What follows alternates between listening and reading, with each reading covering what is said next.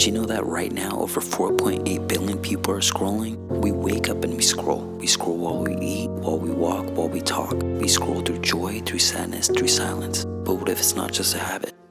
What if it's a trap? What began as a way to stay connected has become a way to disappear. An endless feed, engineered to never let go. It hijacks our attention, rewires our reward systems, and blurs the lines between who we are and what we consume. This is the scroll effect, and the real cost is only just becoming clear. Before social media became what it is today, it was a digital Wild West. In the early 2000s, platforms like MySpace and Friendsters were messy, loud, and deeply personal. We added glitter to our pages, picked our top 8 friends, and poured our feelings into HTML. I remember being a kid with a sidekick, flipping that screen open like I had power in my hands. AIM away messages were poetry, emo song lyrics were therapy. And connecting with complete strangers somehow felt safer than talking to people in real life. There was something raw and honest about it. You could post a bulletin at 2 a.m. and anyone would respond. The connection felt real, even if people were miles away and we'd never meet in person. There was no algorithm controlling the feed, no pressure to go viral, just presence. Back then, I didn't realize that all of it, the constant checking, the need to be heard, the validation from people I didn't know, was laying the foundation for something much bigger. No one knew what we were building. We weren't branding ourselves. We were surviving, expressing, reaching out. Those days, it wasn't about going viral. It was about being seen. But slowly, everything shifted. What once felt like a safe space to express pain, joy, love, and confusion became something colder, cleaner, louder. Facebook brought filters to reality. Twitter turned thoughts into ammo. Instagram made every moment a performance. And TikTok made scrolling a reflex you don't even notice.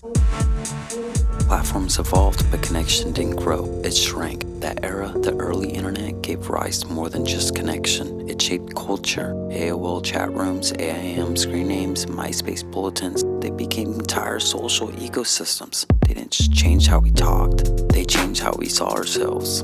Trends were born online. Entire subcultures flourished in real time. But beyond the fashion and music, the internet was building behavioral blueprints. Studies from the mid-2000s began documenting how platforms like MySpace were encouraging identity experimentation.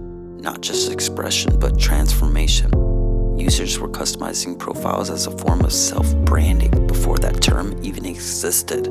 Digital persona became curated versions of ourselves. Even back then, research showed that adolescents using MySpace and AIM often engage in impression management, selectively posting content to attract validation from peers or strangers. The emotional feedback loop was already forming.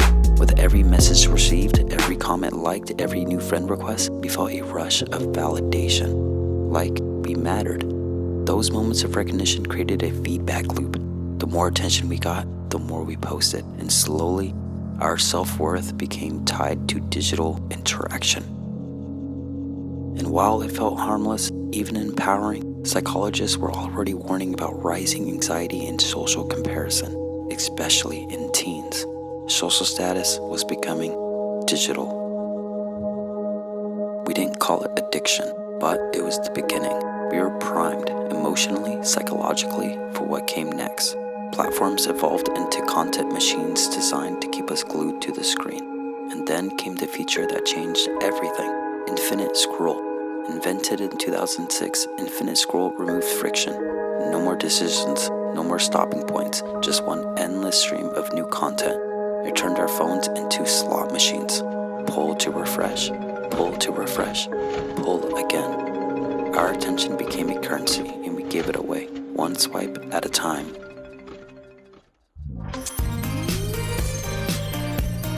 It feels good, right? That rush when a reel hits just right, when your post gets likes, or when something unexpected pops up. That's dopamine, a powerful chemical in your brain designed to reward you. It kept our ancestors alerted and focused. It helped us survive. Today, it's helping platforms thrive by keeping us addicted. Social media hijacks this ancient system. Every scroll is a dopamine gamble. Pull to refresh, something exciting might be next. A laugh, a shock, a win. And when it hits, we crave more. That craving is by design. A 2019 study in JAMA Pediatrics linked excessive social media use with structural brain changes in adolescents. It found increased activity in the amygdala, the emotional response center, and disruptions in the prefrontal cortex where decision-making and impulse control live. In plain terms, the more teens scrolled, the harder it became to focus, regulate emotions, or pause before acting.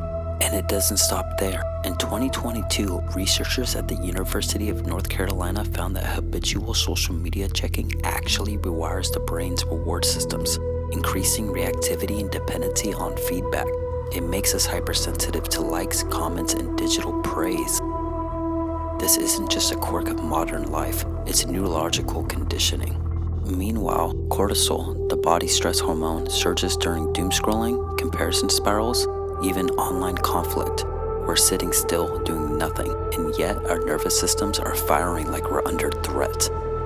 This feedback loop of stress and stimulation makes boredom unbearable and silence feel like withdrawal. We don't just crave content, we depend on it to feel okay.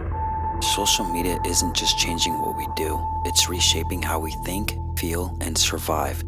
It's not just habit, it's biology rewritten.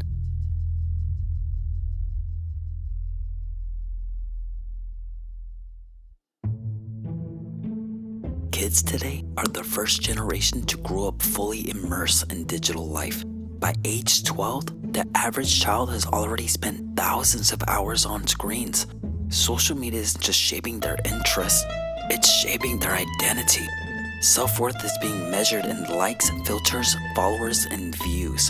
A study by Common Sense Media found that 1 in 3 teens say they feel addicted to social media. Another from Pew Research shows that over 50% of teens feel anxious when they don't have access to their phones. Anxiety, depression, loneliness, these aren't just abstract consequences, they are measurable and they are growing. According to the CDC, suicide rates for individuals aged 10 to 24 rose by 60% between 2007 and 2018, the same period during which social media use became widespread among the youth. Mental health professionals are sounding the alarm. Social media is not neutral. It's creating unrealistic standards, amplifying peer pressure, and exposing kids to content they aren't emotionally equipped to handle. Children are experiencing attention issues, sleep problems, and real-world disconnection. In classrooms, teachers report declining focus and increasing anxiety. Conversations feel shorter, eye contact feels rare. All these apps built to connect are teaching them to compare, to perform, to scroll through life instead of living it. We gave them tools meant for connection. Instead, we gave them a mirror they can't stop staring into, and what they see often hurts.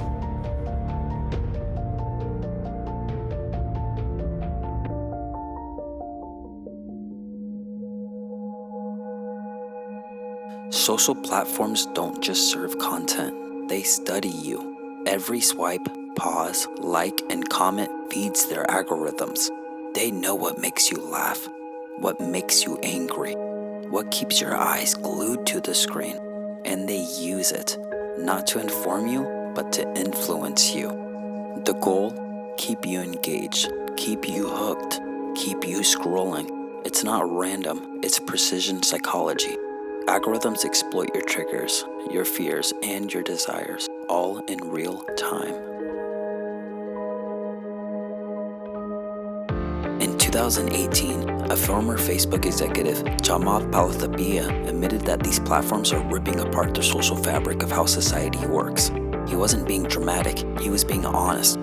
These apps create echo chambers where the most extreme, outrageous, emotional content gets boosted, because that's what gets the most engagement. And the more extreme the feed, the more polarized we become. Studies show that this isn't just speculation. Research from MIT found that false information spreads 6 times faster than the truth on Twitter, because lies are crafted to provoke, to stir emotion. It's not about accuracy, it's about attention, and your attention is for sale.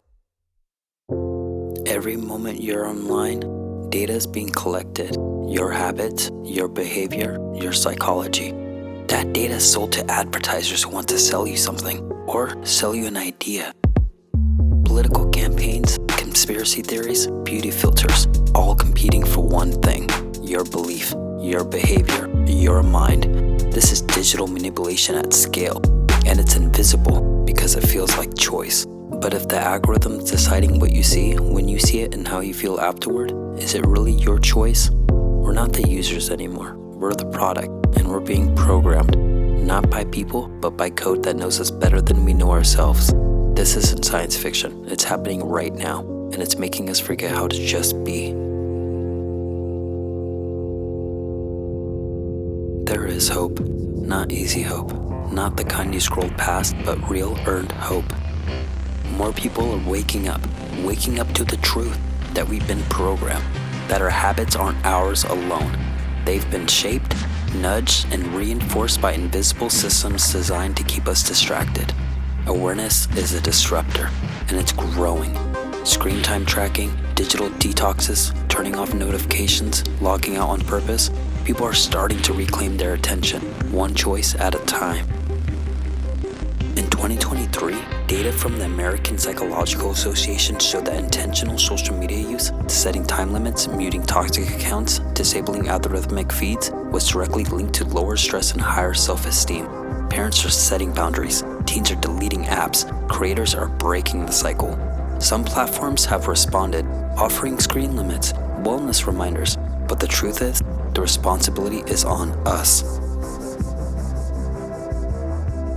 You don't have to delete everything. You don't have to disappear, but you do have to choose. Choose presence over passive consumption. Choose boredom over overstimulation. Choose connection, the real kind. Because this isn't about phones. It's about how we live. The first step is awareness. The second is action. And the third, maybe the most important, is consistency.